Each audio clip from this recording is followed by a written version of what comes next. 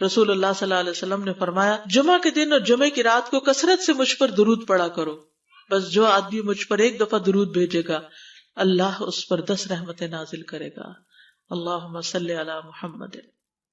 رسول اللہ صلی اللہ علیہ وسلم نے فرمایا تمہارے افضل دنوں میں سے جمعے کا دن ہے، اسی دن آدم علیہ السلام پیدا کیے گئے، اسی دن ان کی روح قبض کی گئی، اسی دن سور پھونکا جائے گا، اور اس دن سب لوگ بے ہوش ہوں گے، اس لیے اس دن مجھ پر کثرت سے درود بھیجا کرو کیونکہ تمہارا درود مجھ پر پیش کیا جاتا ہے۔ کہتے ہیں لوگوں نے پوچھا یا رسول اللہ ہمارا درود آپ پر کس طرح پیش کیا جائے گا جبکہ آپ کا جسم بوسیدہ ہو چکا ہوگا؟ تو آپ نے فرمایا بے شک اللہ عز و جل نے انبیاء کے جسموں کو زمین پر حرام کر دیا ہے، یعنی فرشتوں کے ذریعے آپ تک درود پہنچایا جاتا ہے۔ انبیاء کے جسموں کو مٹی نہیں کھاتی، صحیح سلامت ہوتے ہیں ان کے جسم۔ سورۃ الکہف پڑھنا، نبی صلی اللہ علیہ وسلم نے فرمایا جو شخص جمعہ کے دن سورۃ الکہف پڑھتا ہے تو اس کے لیے دوسرے جمعے تک نور روشن رہتا ہے۔ غسل کرنا، ہر بالغ پر جمعہ کے لیے جانا ضروری ہے، اور ہر وہ شخص جس پر جمعہ کے لیے جانا ضروری ہے اس پر غسل ہے، یعنی اس کو لازمی غسل کرنا چاہیے، الا یہ کہ کوئی مجبوری ہو۔ تو آپ اپنا اسکیجول اس طرح بنائیں نا کہ جیسے اگر آپ ہر روز نہاتے ہیں پھر تو کوئی مسئلہ نہیں، لیکن اگر آپ ایک دن چھوڑ کے ایک دن نہاتے ہیں تو آپ پھر اس طرح اسکیجول کریں کہ جیسے آپ منڈے کو نہائے، پھر وینسڈے کو نہائے، پھر جمعے کو نہائے، پھر آپ سیٹرڈے سنڈے اگر نہیں بھی نہاتے پھر منڈے، تو اس طرح آپ جمعے کو مس نہیں کریں گے۔ یہ نہیں کہ جمعرات کو نہا کے جمعہ کو چھوڑ دیا یا جمعہ چھوڑ کے ہفتے کو نہائے، ایسا نہیں کرنا چاہیے۔ علماء نے غسل کے حکم کے بارے میں اختلاف کیا، بعض تو کہتے ہیں یہ واجب ہے یعنی فرض کے درجے میں ہے، اور جمہور علماء یہ کہتے ہیں کہ مستحب ہے، پسندیدہ ہے، افضل عمل ہے۔ حدیث میں آتا ہے جس نے جمعے کے دن وضو کیا اس نے اچھا کیا، اور جس نے غسل کیا تو یہ افضل ہے۔ صفائی میں مبالغہ ہوتی ہے نا، ویکلی صفائی آپ کو کرنی ہوتی ہے، یعنی جیسے ناخن وغیرہ کاٹتے ہیں یا پھر اپنے زائد بال وغیرہ اتارتے ہیں، تو یہ سب چیزیں اگر جمعے کے دن ہو تو زیادہ بہتر ہے۔ نبی صلی اللہ علیہ وسلم نے فرمایا جو شخص جمعے کے دن اچھی طرح غسل کرے، اچھی طرح سنوار کر وضو کرے، اپنے بہترین لباس میں سے پہنے، یعنی جمعے کے دن باقی دنوں کی نسبت اچھا لباس پہنے، اللہ نے اس کی قسمت میں گھر والوں کی جو خوشبو لکھی ہو وہ لگا لے، یعنی گھر میں جو بھی خوشبو ہے، پھر جمعہ پڑھنے آئے تو لغو کام نہ کرے، 2 آدمیوں کے درمیان جدائی نہ کرے، یعنی 2 لوگ بیٹھے ان کے بیچ میں گھس کے بیٹھ جائے۔ اس جمعے اور دوسرے جمعے کے درمیان کے پورے ہفتے کے گناہ معاف کر دیے جاتے ہیں۔ پھر مسواک کرنا، جمعے کی سنتیں بتاتے ہوئے آپ نے فرمایا اور تم پر مسواک کرنا لازم ہے۔ اچھا لباس پہننا، نبی صلی اللہ علیہ وسلم نے فرمایا اگر ممکن ہو تو جمعہ کے لیے اپنے کام کاج کے کپڑوں کے علاوہ 2 کپڑے اور بنا رکھنے میں کیا حرج ہے، اسپیشل ڈریس رکھے جو جمعے کو ہی پہن لے۔ خوشبو لگانا، یعنی خوشبو لگائے، حدیث میں آتا ہے چاہے وہ عورت کی خوشبو سے ہو، یعنی آپ کی اپنی نہیں، بیوی کی خوشبو پڑی ہو وہی لگا لو، لیکن لگاؤ۔ تیل لگانا، جو شخص جمعہ کے دن غسل کرے اور جس قدر ممکن ہو پاکیزگی حاصل کرے اور اپنے تیل میں سے تیل لگائے یا اپنے گھر کی خوشبو میں سے خوشبو لگائے، پھر نکلے کہ 2 آدمیوں کے درمیان تفریق نہ کرے، جتنی مقدرہ نماز پڑھ لے، اور جب امام بات کرے تو خاموش رہے، اس جمعے سے لے کر دوسرے جمعے تک اس کے گناہ بخش دیے جاتے ہیں۔ جمعہ کا وقت، سورج ڈھلتے ہی جمعہ پڑھنا، سورج ڈھلتے ہی جمعہ پڑھنا، اول وقت جمعہ پڑھنا، بہت لیٹ نہیں کرنا چاہیے۔ ایاس بن سلمہ بن عقبہ اپنے والد سے روایت کرتے ہیں، انہوں نے کہا کہ ہم رسول اللہ صلی اللہ علیہ وسلم کے ساتھ جمعے کی نماز پڑھ کر واپس لوٹتے تھے تو دیواروں کا سایہ اتنا نہیں ہوتا تھا کہ ان سے اپنے آپ کو سایہ مہیا کیا جا سکے، یعنی ابھی سورج بہت تھوڑا ڈھلا ہوتا تھا۔ ہاں گرمی کی شدت میں تاخیر کی اجازت ہے۔ مسجد میں داخلہ، مسجد کی طرف جلدی نکلنا، تحیت المسجد ادا کرنا۔ عمر بن دینار کہتے ہیں انہوں نے جابر رضی اللہ عنہ کو کہتے ہوئے سنا کہ ایک شخص جمعہ کے دن مسجد میں داخل ہوا اس حال میں کہ نبی صلی اللہ علیہ وسلم خطبہ دے رہے تھے، تو آپ نے فرمایا کیا تم نے نماز پڑھی؟ اس نے کہا نہیں، تو آپ نے فرمایا کھڑے ہو 2 رکعتیں پڑھو۔ اب یہ بڑا اہم مسئلہ ہے، مسجد میں داخل ہو چاہے خطبہ ہو رہا ہو 2 رکعت پڑھے بغیر نہ بیٹھو، ٹھیک ہے؟ اور یہ کیا ہے؟ دراصل تحیت المسجد، یہ جمعے کی سنتیں نہیں ہیں، یہ کیا ہے؟ تحیت المسجد ہے، اور مختصر پڑھی جائیں، یعنی امام جب خطبہ دے رہا ہو تو چاہیے کہ 2 رکعتیں پڑھے اور دونوں میں اختصار کرے۔ نماز سے قبل ہلکا بنانے کی ممانعت، مثلا آپ جلدی چلے گئے تو یہ نہیں کہ ایک گروپ بنا کے آپس میں گپ شپ شروع کر دیں، نہیں، سیدھے ہی لائنوں میں بیٹھیے۔ انتظار کا وقت کیسے گزاریں گے؟ نفل پڑھ کے بیٹھ گئے، ذکر اذکار کریں، قبلے کی طرف رخ کر کے لائنوں میں بیٹھیں، حلقہ نہیں بنائیں، بیٹھ کے خرید و فروخت نہیں کریں، تاخیر سے آنے پہ گردنیں پھلانگ کے نہ آگے جائیں۔ رسول اللہ صلی اللہ علیہ وسلم نے فرمایا ٹیک لگا کے مت کھاؤ، یہ عام ایک ادب بتایا، یعنی اس طرح ٹیک لگا کے نہیں کھاؤ، کھانے کے وقت سیدھے ہو جاؤ۔ چھنے ہوئے آٹے کی روٹی نہ کھاؤ، میدا۔ مسجد میں کوئی جگہ مقرر نہ کرو کہ یہ میری جگہ ہے، آپ کیوں آج یہاں کھڑی ہو گئی، کہ تم اسی میں ہی نماز پڑھو۔ کچھ لوگ ہوتے ہیں نا آ کے مخصوص جگہ ہی پڑھتے ہیں، اگر کوئی اور وہاں ہو جائے ڈسٹرب ہو جاتے ہیں۔ اور جمعہ کے دن لوگوں کی گردنیں نہ پھلانگو، ورنہ اللہ تمہیں قیامت کے دن لوگوں کے لیے پل بنا دے گا۔ کیونکہ بہت اذیت کی بات ہے نا، بیٹھے ہیں لوگ باقاعدہ بعض اوقات کندھوں پہ ہاتھ رکھ کے اس کو تنگ کر اس کو تنگ کر، تو یہ نہیں کرنا چاہیے۔ اگر آپ کو اٹھنا بھی پڑ گیا بیچ میں تو واپسی پہ پیچھے کھڑے ہو جائیے، اگلی لائن مل جائے گی۔ جی یہ تو بہت ضروری بات آپ نے کی کہ جب لوگ مسجد آئے تو پہلی صف میں بیٹھے، یہ نہیں پہلی چھوڑ کے آخری میں بیٹھ جائیں اور پھر لوگ ان کی گردنیں پلانگتے رہیں، دوسروں کے لیے فتنہ بننا۔ جابر بن عبداللہ رضی اللہ عنہ سے روایت ہے کہ جمعے کے دن رسول اللہ صلی اللہ علیہ وسلم خطبہ ارشاد فرما رہے تھے کہ ایک آدمی مسجد میں داخل ہوا، وہ قریب آ کر بیٹھنے کے لیے لوگوں کے اوپر سے گزرنے لگا۔ رسول اللہ صلی اللہ علیہ وسلم نے فرمایا بیٹھ جاؤ، تحقیق تم نے لوگوں کو تکلیف پہنچائی اور دیر سے آئے۔ یہ عربی کے الفاظ بڑے خوبصورت ہیں، اجلس فقد آذیت و آنیت، کتنی جامع زبان ہے یہ، اجلس فقط آذیت، تو نے اذیت دی، و آنیت اور دیر سے آئے، ہاں تو اس سے منع کیا گیا۔ کسی کو اس کی جگہ سے نہ اٹھانا۔ جابر رضی اللہ عنہ نبی صلی اللہ علیہ وسلم سے روایت کرتے ہیں، آپ نے فرمایا تم میں سے کوئی شخص جمعہ کے دن اپنے بھائی کو کھڑا نہ کرے کہ پھر دوسری طرف سے آ کر اس کی جگہ پہ خود بیٹھ جائے، بلکہ جو آئے وہ کہے جگہ کشادہ کرو، ہمارے لیے بھی جگہ بناؤ، یہ کہے۔ خطبہ جمعہ اور اس کے آداب۔ خطبہ جمعہ کی اہمیت، جب اذان ہو جائے تو کیا کرے انسان؟ مسجد کی طرف دوڑ پڑے۔ تو مسجد میں جماعت تو نہیں ہو رہی ہوگی، پہلے کیا ہو رہا ہوگا؟ خطبہ ہو رہا ہوگا۔ امام کے خطبے سے پہلے سلام کرنا۔ نبی صلی اللہ علیہ وسلم جب ممبر پر چڑھتے تو حاضرین کو السلام علیکم کہتے۔ امام کا کھڑے ہو کر خطبہ دینا۔ رسول اللہ صلی اللہ علیہ وسلم کھڑے ہو کر خطبہ دیتے، پھر بیٹھ جاتے، پھر کھڑے ہوتے اور کھڑے ہو کر خطبہ دیتے، یعنی بیچ میں تھوڑا سا بیٹھ بھی جاتے تھے۔ جس نے تمہیں یہ خبر دی کہ آپ بیٹھ کر خطبہ دیتے تھے تو تحقیق اس نے جھوٹ بولا، بس یقیناً اللہ کی قسم میں نے آپ کے ساتھ 2000 سے زائد نمازیں پڑھی ہیں، یعنی جن میں بہت سے جمعے بھی آئے ہیں، تو ایسا کچھ نہیں۔ امام کا 2 خطبے دینا، یعنی کھڑے تھے پہلے، پھر ذرا بیٹھ گئے، پھر دوسری دفعہ اٹھے تو یہ 2 خطبے ہو گئے۔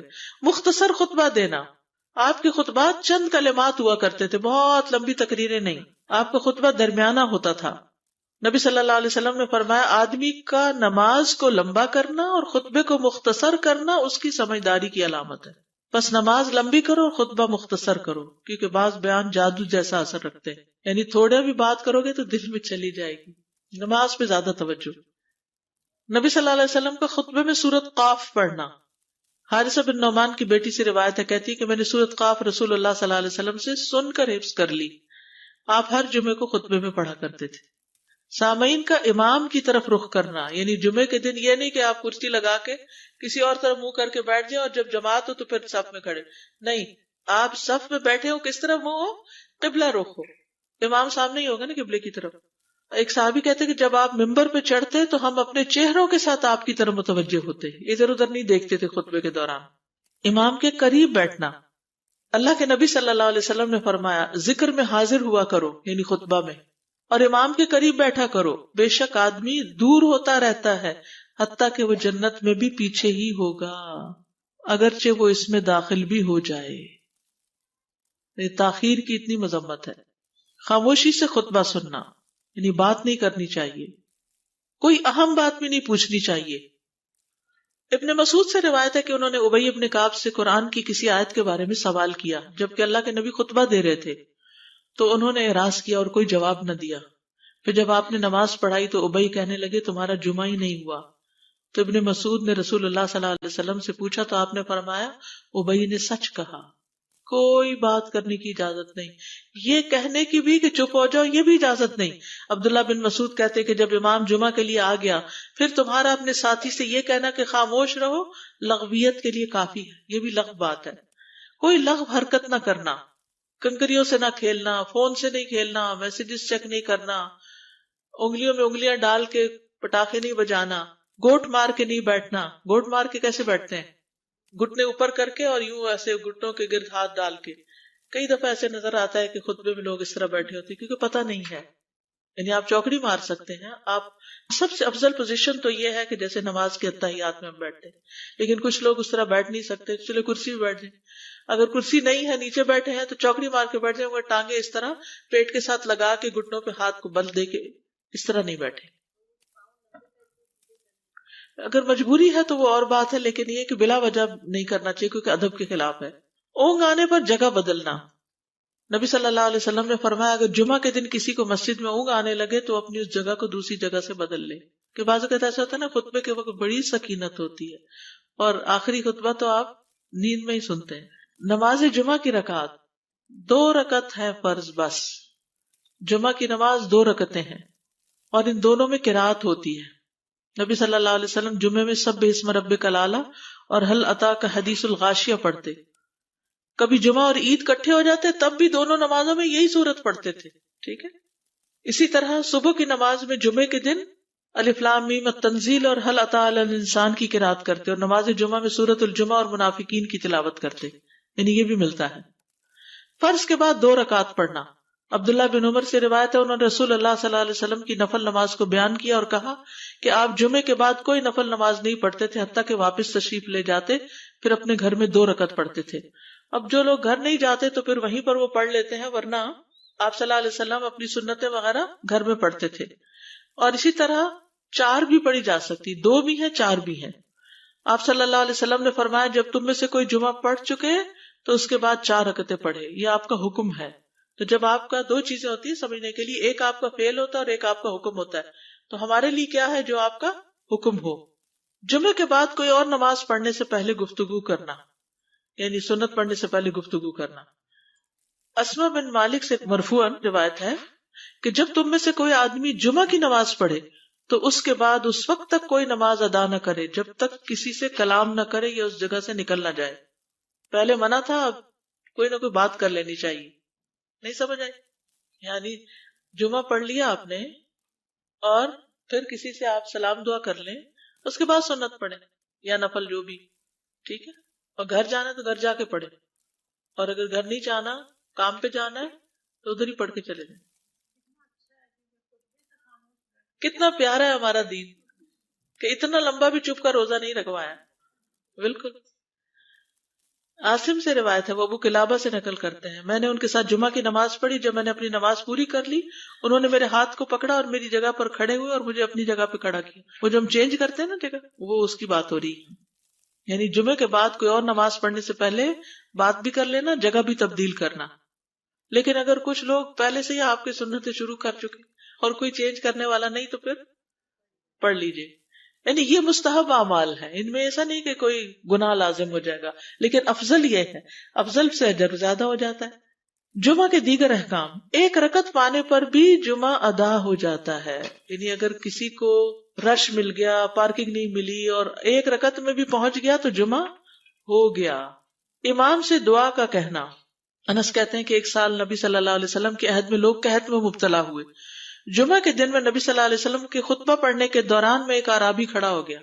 کہا یا رسول اللہ، مال تباہ ہو گئے، بچے بھوکے مرنے لگے، اس لیے آپ اللہ سے ہمارے حق میں دعا کیجیے. آپ نے اپنے دونوں ہاتھ اٹھائے. اس وقت آسمان پر بادل کا ایک ٹکڑا بھی نہیں تھا. قسم اس ذات کی جس کے ہاتھ میں میری جان، آپ نے ہاتھ اٹھائے بھی نہیں تھے کہ پہاڑوں کی طرح بادل کے بڑے بڑے ٹکڑے امڑ آئے. یہ معجزہ ہے آپ کا، آپ کی دعا قبول ہو گئی. پھر آپ ممبر سے ابھی اترے نہیں تھے کہ میں نے آپ کی داڑھی پر بارش کے قطروں کو ٹپکتے ہوئے دیکھا. اس دن خوب بارش ہوئی. پھر دوسرے دن، تیسرے، چوتھے، حتیٰ کہ دوسرے جمعے تک سلسلہ جاری رہا. دوسرے جمعے وہی عرابی یا کوئی اور کھڑا ہو گیا اور کہا یا رسول اللہ، چھتیں گر گئی، مال ڈوب گیا، اس لیے آپ ہمارے لیے اللہ سے دعا کیجیے. چنانچہ آپ نے اپنے دونوں ہاتھ اٹھائے اور فرمایا اے میرے اللہ، ہمارے ارد گرد برسا، ہم پر نہ برسا. اور بدلی کے جس طرف اشارہ کرتے وہ بدلی ہٹتی جاتی اور مدینہ ایک حوض کی طرح ہو گیا. وادی کنات 1 مہینے تک بہتا رہا. جو شخص بھی کسی علاقے سے آتا تو اس پر بارش کا حال بیان کرتا. جیسے ہوتا ہے نا کوئی فلڈ آ جائے، کچھ ہریکین، تو پھر ہر کوئی موضوع گفتگو ہو جاتا ہے. جمعہ کے بعد قیلولہ کرنا. انس کہتے ہیں کہ ہم لوگ جمعہ کے دن سویرے نکلتے اور جمعہ کی نماز کے بعد قیلولہ کرتے تھے، جمعہ کے بعد کھانا کھانا. سہل کہتے ہیں کہ ہم نہ تو قیلولہ کرتے نہ دوپہر کا کھانا کھاتے مگر جمعے کے بعد. لنچ کب ہے؟ جمعے کے بعد. جمعے کو قیام و سیام کے لیے خاص کرنے کی ممانعت ہے، یعنی اس دن کی رات کو شب جمعہ منانا کہ اس رات پوری عبادت کریں گے، یہ سنت سے ثابت نہیں. ٹھیک ہے. اور دن کو روزے کے لیے خاص کرنا یہ بھی سنت سے ثابت نہیں، الا یہ کہ کوئی معمول کا روزہ رکھتا ہے، ایام 20 کا روزہ ہے تو وہ اور بات ہے. ابو ہریرہ سے روایت ہے کہ میں نے رسول اللہ صلی اللہ علیہ وسلم کو فرماتے ہوئے سنا، تم میں سے کوئی شخص جمعہ کے دن روزہ نہ رکھے مگر یہ کہ اس کے ایک دن پہلے یا اس کے بعد کا دن ملا کر روزہ رکھے. جمعہ کے دن خرید و فروخت کی ممانعت ہے. جمعہ کے دن جب نماز کے لیے پکارا جائے تو اس وقت اللہ نے خرید و فروخت سے منع کیا ہے. وَذَرُوا الْبَيْعَ، اس دن کاروبار حرام ہے. اور یہ جمعے کی دوسری اذان کے ساتھ تعلق رکھتا ہے، یعنی صبح صبح کام کر سکتے ہیں لیکن اذان ہوتے ہی چھوڑ دیں، اور جب پھر جمعہ سے فارغ ہو جائے تو دوبارہ دکان پہ جا کے بیٹھ جائیں. جابر بن عبداللہ کہتے ہیں کہ نبی صلی اللہ علیہ وسلم جمعہ کے دن خطبہ ارشاد فرما رہے تھے کہ مدینہ میں ایک تجارتی قافلہ آیا. رسول اللہ صلی اللہ علیہ وسلم کے صحابہ اس کی طرف لپک پڑے اور آپ کے پاس مسجد میں صرف 12 آدمی بچے. تو رسول اللہ صلی اللہ علیہ وسلم نے یہ صورت دیکھ کر فرمایا، اس ذات کی قسم جس کے ہاتھ میں میری جان ہے، اگر تم سارے کے سارے چلے جاتے اور کوئی بھی باقی نہ بچتا تو اس وادی میں آگ بہ پڑتی. یعنی اتنا بڑا جرم ہے یہ. پھر یہ آیت نازل ہوئی، وَإِذَا رَأَوْا تِجَارَةً أَوْ لَهْوًا انفضوا إِلَيْهَا وَتَرَكُوكَ قَائِمًا، جب وہ کوئی سودا بکتا دیکھیں یا کوئی تماشا نظر آ جائے تو اس کی طرف دوڑ جاتے ہیں اور آپ کو کھڑا ہی چھوڑ دیتے ہیں. راوی کہتے ہیں جو 12 آدمی رسول اللہ صلی اللہ علیہ وسلم کے ساتھ رہے ان میں ابو بکر اور عمر رضی اللہ عنہ بھی شامل تھے. جمعے کے دن قبولیت کی گھڑی ہوتی ہے، اس وقت اللہ سے بھلائی مانگنی چاہیے. رسول اللہ صلی اللہ علیہ وسلم نے فرمایا، جمعے کے دن میں ایک گھڑی ایسی ہے کہ کوئی مسلمان اللہ سے کسی خیر کا سوال کرتے ہوئے اس کی موافقت نہیں کرتا مگر اللہ اسے وہی خیر عطا کر دیتا ہے. فرمایا یہ ایک چھوٹی سی گھڑی تھوڑی دیر کے لیے ہوتی ہے اور یہ ہر جمعے کو ہوتی ہے. ٹھیک ہے. اور خصوصاً نماز میں بھی اگر کوئی دعا کر رہا ہوتا ہے نا انسان تو وہ بھی قبول ہو جاتی ہے. نماز میں دعا کہاں ہوتی ہے؟ شروع میں ہوتی ہے، رکوع میں ہوتی ہے، سجدے میں ہوتی ہے، تشہد میں ہوتی ہیں. تو اگر یعنی جمعہ پڑھ رہے ہیں اور بیچ میں دعائیں آ گئی ہیں تو ہو سکتا وہی گھڑی آ گئی ہو اور آپ کی دعا قبول ہو جائے. اور یہ تورات میں بھی اس کا ذکر تھا. ابو ہریرہ رضی اللہ عنہ کہتے ہیں کہ رسول اللہ صلی اللہ علیہ وسلم نے فرمایا، بہترین دن جس میں سورج طلوع ہوتا ہے جمعہ کا دن ہے. اس دن میں ایک گھڑی ایسی ہے کہ نماز کی حالت میں اگر کوئی مسلمان بندہ اللہ عز و جل سے کچھ طلب کرے تو وہ اس کو ضرور دیتا ہے. کعب نے کہا ایسا سال میں ایک مرتبہ ہوتا ہے؟ تو میں نے کہا نہیں بلکہ ہر جمعہ کو ہوتا ہے.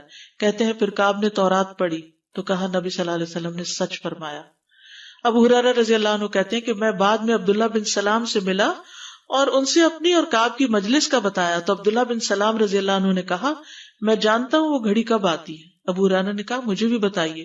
انہوں نے کہا وہ جمعہ کے دن میں آخری گھڑی ہے. میں نے کہا یہ جمعے کے دن کی آخری گھڑی کیسے ہو سکتی ہے، حالانکہ رسول اللہ صلی اللہ علیہ وسلم نے فرمایا جو مسلمان بندہ اس کو نماز پڑھتے ہوئے پائے. اس وقت میں کوئی نماز نہیں پڑھی جاتی. تو عبداللہ بن سلام نے کہا کیا رسول اللہ صلی اللہ علیہ وسلم نے یہ نہیں فرمایا جو شخص نماز کے انتظار میں بیٹھا رہے وہ گویا نماز ہی کی حالت میں ہے حتیٰ کہ نماز پڑھ لے. کہتے ہیں میں نے کہا ہاں. تو انہوں نے کہا بس یہی ہے، یعنی اس وقت کیا کرنا چاہیے، آخری گھڑی میں وضو وغیرہ کر کے مغرب کی نماز کے انتظار میں بیٹھ کے دعائیں کریں، اذان ہو تو نماز پڑھ لیں. عصر کے بعد سے مغرب تک کا وقت ہے. انس بن مالک سے روایت ہے کہ نبی صلی اللہ علیہ وسلم نے فرمایا جمعہ کے دن اس گھڑی کو جس میں دعا کی قبولیت کی امید کی جاتی ہے عصر سے لے کر سورج ڈوبنے تک کے درمیان تلاش کرو اور دن کی آخری گھڑی ہے.